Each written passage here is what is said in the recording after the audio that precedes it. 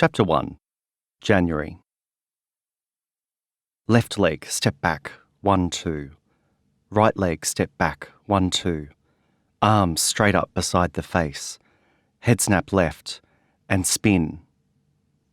"Oh, for fuck's sake, Shannon," Morgan barked. For the countless time that afternoon, I tripped over myself and fell to the floor of her stiflingly hot lounge room with a thud. She mashed the stop button on her CD player midway through the chorus of Bills, Bills, Bills by Destiny's Child and shot me a frustrated look. No matter how hard I tried, I just could not complete a full spin. It was something about where my feet were positioned when I initiated the move that wasn't quite right. Every single time I fell. Every single time. I had almost nailed it once that summer during our choreography afternoons, before spiralling wildly across the room. "Take the dancing outside, please," Morgan's mum Val had drawled after I nearly smashed into a wall unit filled with her prized picture frames, cutesy knickknacks, and that blue oriental print dining set that every housewife in Australia seemed to own at one point in the 90s. Val barely looked up from the latest copy of New Idea as she drew down on a cigarette. She was such a dramatic smoker, inhaling slowly until her cheeks collapsed. Tilting her head back gently, she would let out a long gust of smoke, almost sighing as she did. On the occasions that I relapse as a smoker now, that is exactly how I like to do it, Val style, as though I'm in an old black and white film and someone has just shared the devastating news that my husband is secretly a Nazi. Pretty much the entirety of those summer school holidays at the beginning of my 14th year of life was spent at Morgan's house, inventing our own elaborate dance routines, sneaking cigarettes from Val's pack when she went for a nap, and talking about boys we had crushes on. Usually it was just the two of us. We would twist, twirl, jump, and shimmy for hours on end to a soundtrack of the very best early noughties pop. Our playlist was broad. Everything from S Club 7's classic S Club Party and Shania Twain's Man, I Feel Like a Woman, to Aaliyah's Try Again. Sometimes our friends Jessica and Nicole would come over and join in. They both went to dance classes at Julie's Jazz's every Saturday morning and were a hotbed of knowledge. They would painstakingly teach us, two of the most uncoordinated and rhythmically challenged people alive, the fabulous new routines their class had learned that week. But the real fun happened when Morgan and I would go rogue. Freestyle. That's when our creative sides really shone. We added to our very limited catalogue of movements, embellishing them with our own ideas. Sometimes we merged genres. There was one bit we invented that was essentially a mix between a snippet of Madonna's classic choreography in the music video for Vogue, those arm swells behind your head, and exaggerated extra camp jazz hands from the cheerleading comedy Bring It On. We spent Saturday and Sunday mornings recording our favourite clips from video hits for inspiration. Britney Spears was a ready source of high-energy routines that were not too complicated to learn. When we felt especially ambitious, we turned to Jennifer Lopez and tried to keep up with her fiery pace. The dance break in the middle of If You Had My Love was one of my favourites, although I never stood a chance of mastering it. For those 3 weeks in January before school returned, just me and Morgan, I was free. I felt a rare sense of security, away from the dark, desolate reality of my life, a school outcast, a loner trying to disappear in plain sight. Just dancing, singing, and being silly, I was happy. For the many who have not heard of it, Yeppoon is a small regional town on the central Queensland coast, smack bang on the Tropic of Capricorn. It is a 40-minute drive east from Rockhampton, the area's big smoke, better known as the beef capital of Australia. Rocky had 2 decently sized shopping centres and a McDonald's, so a trip there was met with huge anticipation. New clothes and a quarter pounder. What more could you want? Growing up in Yeppoon, by far the most popular activity for adolescents was gathering around the 3 grey steel tables at the back of Keppel Bay Plaza. They were horribly uncomfortable and always cold, even in the dead of summer. but they were located just outside an entrance that was not often used and shielded from the car park by a wall of lattice, so it gave us privacy to smoke and talk shit without adults catching us. The small shopping centre boasted around 15 stores, a clothes shop for older ladies, the post office, a place to get your keys cut, a cafe that did amazing seasoned hot chips served with a side of sour cream, a buy-low supermarket, and a hippie shop that stunk of cheap incense and sold crystals, dream catchers, and books about witchcraft. Despite the unexciting roster of retailers, my friends and I would spend whole afternoons doing laps of Keppel Bay Plaza. We actually referred to it as that. "Want to do a lap?" Jessica would ask in her trademark drawl. We used to joke that she sounded as though she was on the verge of falling asleep, like she couldn't be bothered opening her mouth more than was absolutely necessary to elicit a few words. "Come on, let's get a Coke," she would mumble, stubbing her cigarette out on the edge of the concrete garden beds that bordered those metal tables, tying her school jacket around her waist as she stood and pulling her long blonde hair back into a high ponytail. We would shrug, gingerly drag ourselves up, and venture inside to the Arctic air conditioning. We walked the loop of shops once, twice, maybe 3 times, occasionally wandering into a few shops to stare at the same old stuff we had looked at a million times before, then return to the metal tables. The shopping centre was at one end of James Street, the main drag, which ran for 3 blocks down to the beachfront. Dotted along the way were a movie theatre, which always got new releases about 2 or 3 months after everywhere else in Australia, an ice cream parlour with a claim to fame of serving 30 scoops of ice cream in an actual kitchen sink basin, a novelty they creatively called the kitchen sink, another family-owned supermarket that had a frozen Coke machine, our favourite place to go on a blisteringly hot day, and a surfwear shop that none of us could afford to buy so much as a pair of thongs from. The most exciting thing that ever happened during my time in Yeppoon was the rumour that McDonald's was finally building a restaurant, the town's first, on a vacant block of land out at Taranganbar, a suburb about 5 minutes from the centre of town. That kept us enthralled for weeks. We could not stop talking about it. We tried to dig up as much information as possible, so I phoned the council and pretended to be from the fast food chain's head office. Nicole asked her mum's latest boyfriend if any of his builder mates were working on the job. We would jump on our bikes and madly pedal out to the apparent future home of the Golden Arches a few times a week to monitor progress. We were regular little junk food-obsessed Nancy Drews.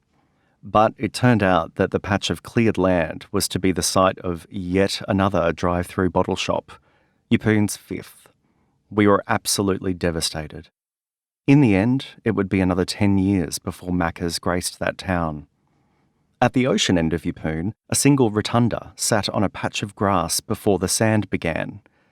There was a surf club to the left of it, where lifesavers would set up during the busier summer months. The swells at the main beach were rubbish, though. Flat as a tack with a bit of foam, the locals would say. So surfers would head north to heavier conditions, leaving the main beach to be exclusively occupied by bored teens, local families taking their kids for a swim, and European tourists who'd got lost on their way to Cairns. On the other side of the beachfront was the sailing club, a dingy old building with flimsy walls held together by nicotine smoke stains and grime. For me, arguably the best metaphor for Yeppoon was the annual coral spawn. Just as summer was about to begin, the reef off the coast to the north would secrete huge plumes of stinking foam, which would gently float across the waves and onto the shore. You couldn't swim for fear of being covered in gunk. The main street stank of rotting fish. It was disgusting. If it was particularly windy during the spawn, the fluffy mess would whip up onto the grass and blow over the road, just in front of the fish and chip shop. For weeks, we would be blanketed with the odour of rotting reef reproduction byproduct. Those few weeks aside, Yeppoon was a pretty town on the surface. If you received a postcard from someone who had been there, you might be tempted to pay a visit yourself. It had a quintessentially sleepy vibe. Old people liked to retire there. Young parents assumed it was a good place to raise their kids. It was the sort of spot that would have been nice to stop in for 3, maybe 4 days tops. But growing up there was an entirely different prospect. There was a palpable aggression to the place. It seemed as though a lot of kids just reached a certain age and suddenly became angry. Although, looking back now, I think for most of them, a kind of frustrated tension was always simmering away just below the surface. It rushed up and out of them when exploding hormones collided with intense boredom. I saw it all the time. The same boys I'd been good friends with in early primary school began to shift away from me in the final year before high school. Where once there was friendliness, I would gradually be treated worse and worse. I suppose the onset of adolescence brought with it a worsening insecurity towards their suspicions that I was gay. Boys would stomp around in packs, cranky about not having anything to do, looking for a fight or some other trouble to get into in order to pass the time. When they were old enough to get their licence, they would slowly cruise up and down James Street in their loud Commodores or Falcons, or imported Skylines for the ones whose parents had a bit of money, eyeballing those who dared to look at them a little too long. Binge drinking and low-level drug use were common for a lot of teens, myself included on the alcohol front. We would sneak out and go to house parties and absolutely write ourselves off most weekends. I'd had my first drink a year earlier, at 13, half a bottle of vodka mixed with a pineapple soft drink. I vomited all night until there was nothing left but the frothy remains of my stomach lining. The smell of pineapple still makes me sick. Like most of the stupid stuff we did, it just seemed like a good idea at the time. If being a teenager in Yeppoon was tough, being a gay teen was downright impossible. I was a pastime for all those bored kids. I became their something to do, something to stare at, to whisper about, to gossip over, and shit was there some gossip. There were always added embellishments as the rumours about me were passed from person to person, some of them admirably creative, others downright absurd. I used to lament to my friends that if I were to fart at one end of town, by the time I reached the other on foot, the story would have spread into how I had shit my pants. Shannon Molloy was a name everybody knew, regardless of which school they went to, what grade they were in, and whether we had even met. I was a bit like a novelty, but not in a good way. I was there to taunt, to abuse, to bash, to force out of any social circle that existed, to isolate from the peer group for being different. The very first time I saw someone else's view of me, a disgusting, weak, pathetic deviant, one so contrary to how I had viewed myself, it was soul-destroying. Even worse was when, after hearing the voices enough, I started to believe them for myself. Most of the kids in Yeppoon seemed to know more about me than I did. "I heard you rooted that old man who works at the florist," a girl from the state high school told me at the back of Keppel Bay Plaza one day. It was a scurrilous accusation that made absolutely no sense, but it stuck. Someone who heard it there repeated it to someone else, who told another person, who added a bit in. All of a sudden, I was the dull 14-year-old gay kid who fucked the old florist. I didn't really understand that I was gay, or even what it meant to be gay, until long after I had escaped Yeppoon and had time to process the gravity of it, away from the backdrop of constant torment. It sounds ridiculous now, but that's how things were not that long ago. Gay was a concept that was not popularised. There were no gay television or film characters, no openly gay celebrities or role models. The only examples of homosexuality were intensely negative ones. All I knew was that gay was bad, well outside the norm, and I desperately did not want to be gay. Life was a daily hell. If I was having a lucky stretch, the abuse would be purely psychological. The way I talked, the way I walked, the things I'd supposedly done, everything about me was up for grabs as a potential taunt. If I accidentally made eye contact with someone, if I sat up too straight, if my wrists were too weak, if my hips involuntarily swayed a little when I walked, it was all fodder. On the instances I showed too much excitement or enthusiasm, I also became a target. Take the inter-school dance in grade 8 in my school's oversized hall. I was dancing with a bunch of girls from St. Ursula's, our sister college, and for a brief moment I forgot about the need to be on guard and mute my feminine behaviour. So I just let go. I danced my little heart out, almost perfectly pulling off the entire routine to the Steps bubblegum pop classic 5, 6, 7, 8. I was coming out of the cowboy lasso move, waving an imaginary rope above my head while turning, when I saw a group of footballers staring at me, their mouths agape. I knew what was coming, so I ran. They chased. I was not fast enough. I was never fast enough. They kicked the shit out of me outside the toilets. Being bashed was not a once-off, not by a long shot. There were the state school kids who chased me in their car and tried to run me down near the cemetery.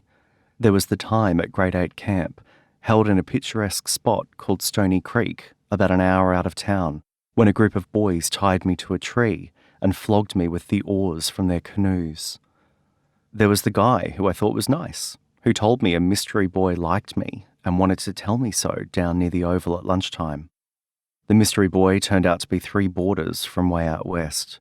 Tough, angry country boys. They laughed maniacally, taking it in turns to punch me while I cradled my head in my hands and curled into a ball on the grass. It often felt as though time was both standing still and racing by at an alarming rate, depending on my mood. Pain lingered, like a weeping wound, while moments of rare joy were so fleeting that I wondered if they had even happened or whether I had imagined them altogether. I hated that town. Not just a little, but with a deep resentment no child should have bubbling away inside of them.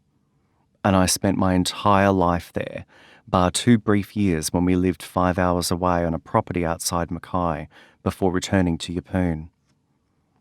I hated who I was there. I hated myself. I believed that this was how life was going to be for me, forever, no matter the sort of person I was inside, even if I knew who that person was. As time dragged on, things only got worse. My first year of high school at the all-boys Catholic college was rough. I still did not act like the other boys. I did not play football like my older brothers Damien and Brett had. I wasn't tough. I tried to hide my feminine characteristics, but it came across as a timidness that ironically seemed to court more attention. As an Edmund Rice school and part of a broader family of old Catholic educational institutions, my school had lofty ideals of moralistic mateship that it simply could never live up to. On one hand, it wanted to produce gentlemen of the future. The school motto is Nudubita Dabita, which means, do not doubt, it will be given. How someone might read that depends on their experience as a student. From my perspective, it meant that those who were popular did not have to try very hard to get by unscathed. They did not have to question whether good things would come. It was a given.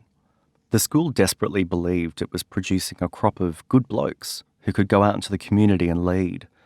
But on the other hand, a horrific misogyny, a dangerously unhealthy hyper-masculine culture, and rampant homophobia were allowed to fester.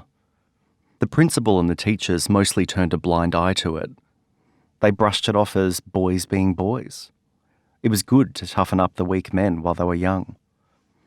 But they threw a few hundred hormone-fueled boys with something to prove into a confined space and made no attempt to shape or mould their good behaviour. It's little wonder they were met with disaster, especially when the only currency was masculinity. In that respect, I was flat broke.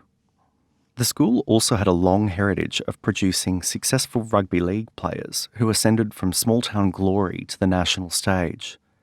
It bred an entitled arrogance that manifested itself in a disturbing macho culture. The footy players were stars who ruled the roost. Everyone else was well down the pecking order. I wasn't sporty. I preferred not to run at all. I would have only grudgingly done so if fleeing a house fire. Even then, it would have to be a pretty serious blaze, and I would probably just break out into a gentle jog at most. I found inventive ways of skipping the annual sports day and swimming carnivals. Taking part would only put the qualities and mannerisms that made me hated on main display. I frequently had an injury or a nasty cold. I was needed in the library. Or I would simply sneak off into the bush and hide behind the biggest tree I could find until the final bell rang to mark that the wretched day was over. The sad thing was that I'd loved sport when I was younger. I tried them all.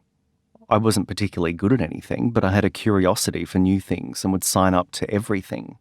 Soccer, tennis, squash, AFL, cross country, even golf. When I got to be around 11 or 12 years old, sport stopped being about fun and enjoyment for the other boys. It became competitive. They wanted to win, and so they only wanted good players. When I signed up for basketball around that age, I was automatically placed into a team. They were all quite skilled at shooting, dribbling, blocking out and playing defence. I was not, but I put my heart and soul into it, running up and down the court, usually several steps behind the pack. I simply sucked. I arrived at our third game and immediately felt a weird tension hanging in the air. No one made eye contact with me. Something was clearly wrong. My heart began to rise in my throat in anticipation. "Shannon, listen," the coach began, crouching down to look me in the eye. "We've had to swap you to another team.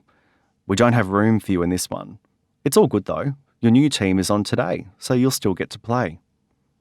I knew he was lying about there not being enough room for me. I could see it in his eyes. He felt guilty. And I could see the looks on the faces of the boys in my team. They were relieved. As I trudged off, I heard one of them stifle a giggle. I wasn't sure why until I met my new team. I had been traded to a team made up of kids with intellectual and physical disabilities. They were a few boys short, so I was enlisted to fill their ranks. I don't know if my former coach had implied I had an impairment of some sort, or whether it was purely a numbers game, but either way it hurt. After that, I never played sport again. Writing was more my thing anyway. It was a burning passion. My earliest memories feature letters, words, sentences. My mum, Donna, bought me a typewriter when I was 5. It was a second-hand black and red monster that she'd brought back from a road trip. It was bulky and incredibly heavy. The ink ribbon always got caught in the carriage when I yanked the lever to start a new line, and the P key was wonky. But I absolutely loved it. As I learned more and more words, I would clack away for hours, assembling them together to create short stories. I was about 6 or so when I began producing the Arthur Street Chronicle, a little neighbourhood newspaper that I carefully typed out and then photocopied at the local newsagent. I would skip up one side of Arthur Street, where my childhood house was, and back down the other, shoving the folded few pages in mailboxes. I interviewed interesting people in our street and wrote their stories. I once covered the theft of an electronic address book, which was the height of portable technology at the time, from the art gallery. I liked the pursuit of an interesting story, like the dramatic and sudden price jump of Christmas hams one year, discovering it owed to a critical supply shortage of swine. So it's perhaps unsurprising that I would become a journalist. When my older sister Trinity was in high school, she got a computer. It was a Commodore that didn't really do much apart from allowing you to type. Not a Commodore 64 personal computer that you could play games on, but one several models before it. I could type and then send my creations to a huge dot matrix printer. It was my favourite thing to do. I spent more time in Trinity's bedroom than she did, pouring my heart out in the form of short stories and poems that filled the monochrome screen. In my teen years, writing became my escape from my increasingly fraught world. And when my family got a dial-up internet connection when I was 13, it was the happiest day of my life. I could spend hours writing, talking in chat rooms, emailing overseas pen friends I'd made in chat rooms, and later submitting short stories and silly little first-person pieces about my life to amateur online magazines. But my true saving grace in this rising sea of turmoil was my friends. I had a fair few acquaintances, all of them girls, and a handful of really trusted confidants. My best friends and I had met at primary school and formed close bonds. Morgan, Jessica, Nicole, and Marianne. They were sweet and supportive, but, like me, ill-equipped to deal with the unique challenges I faced. And they weren't at high school with me, so between 8 o'clock in the morning and 3 o'clock in the afternoon, I was on my own. When the 8th grade ended, I was filled with a sense of relief. I had almost 2 months of reprieve. Days were spent with Morgan. When we weren't rewatching our favourite movies over and over again, I must have seen She's All That about 100 times. We were talking about life. Most of the time, my life. And when we weren't doing that, we were dancing. "Get up," Morgan sighed, offering me her hand. She pulled me to my feet and I dusted myself off dramatically. She swept her thick, shiny brown hair back in a ponytail. It was so luscious, like a flowing waterfall of hair. If a particularly expensive horse went to a salon for a day of pampering, it would come out with a mane that looked as exquisite as Morgan's. "Let's go to KFC," she said, grabbing my hand and pulling me out the door. Morgan's house was at the top of a hill overlooking the town, the beachfront and the ocean. I think the reason we spent so much time cooped up inside in the middle of summer was that going out meant enduring the arduous walk back up that bloody hill again. But at the very bottom of it was the Dirty Bird. KFC, our favourite. It was one of 3 fast food places in town, the other 2 being Red Rooster and Eagle Boys Pizza. "I'll get a Colonel burger. No lettuce," I ordered. I hadn't eaten vegetables once in my entire life. I was sick as a baby for several months and essentially could not process solid food. When the baffling health issue passed, I was old enough for solids and refused to eat anything except plain mincemeat and mashed potato for ages. My palate eventually broadened a little after a few years to take in meat, pumpkin, rice and pasta. I think it all gave me a weird aversion to anything that was not very solid, very meaty and very bland. "And a large potato and gravy," I added. Case in point. Potato was my favourite food. Hell, it still is. What many consider a starchy staple is, to me, an incredibly underrated and very versatile gourmet ingredient. Almost every afternoon that summer, we'd made the slow trek down the hill to KFC, trying not to fall flat on our faces on the near vertical incline. We would sit outside with our burgers, breathing in the cool sea breeze. The view was gorgeous from that spot. Huge palm trees gently swaying in front of a crystal blue backdrop of ocean with dozens of tropical islands dotted in the distance. It was lovely. But even better were the burgers.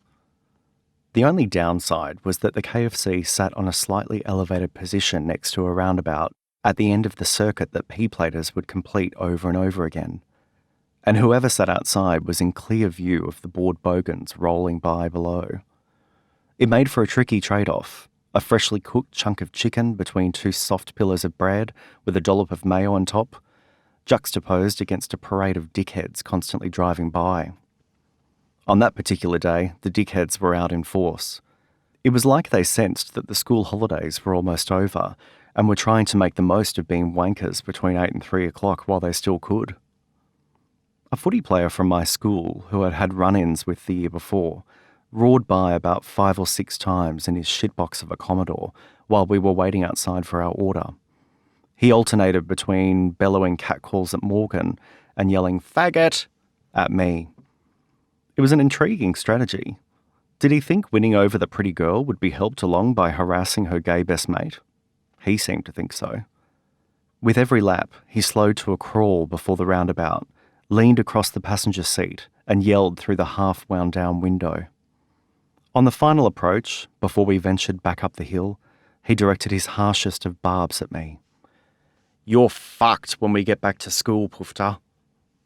The crowded tables of people stopped mid-bite and looked towards him as he sped off through the roundabout. Then their gazes slowly turned to me. "And that," I offered dryly, "is why I don't want to go back to school." I bit into my Colonel burger and stared out at the ocean.